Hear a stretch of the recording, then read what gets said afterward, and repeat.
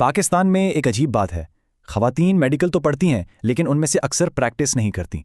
पाकिस्तान के medical colleges में तकरीबन 2/3 स्टूडेंट्स ख़वातीन हैं, जो एक बहुत बड़ी कामयाबी है। लेकिन हैरानी की बात यह है कि इन ग्रेजुएट्स में से सिर्फ आधी ही असल में डॉक्टर बनती हैं।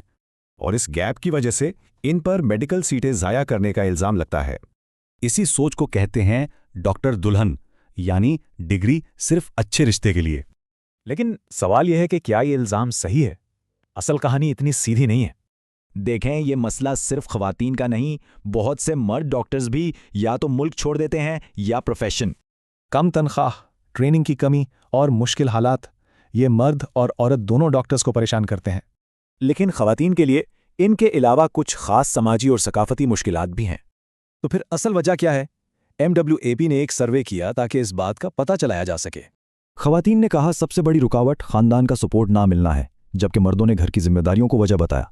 लंबे वर्किंग आवर्स और रात की ड्यूटीज़ 2/3 ख़वातीन डॉक्टर्स के लिए एक बहुत बड़ी मुश्किल है। और ये देखें, बहुत कम लोगों ने कहा कि ख़वातीन पर्सनल इंटरेस्ट ना होने की वजह से प्रोफेशन छोड़ती हैं। तो डेटा साफ बताता है कि मसला ख्वाहिश का नहीं, बल्कि सपोर्ट सिस्टम की कमी का है। सर्वे ने यह भी पूछा कि ख़वातीन को आगे बढ़ने में क्या चीज़ें मदद दे सकती हैं, और जवाब बिल्कुल साफ थे।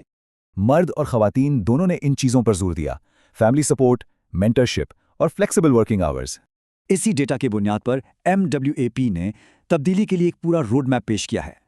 इस रोड मैप में सपोर्ट सिस्टम बनाना, कल्चर को बदलना, ट्रेनिंग देना और प्रोफेशनल नेटवर्क्स को मजबूत करना शामिल है।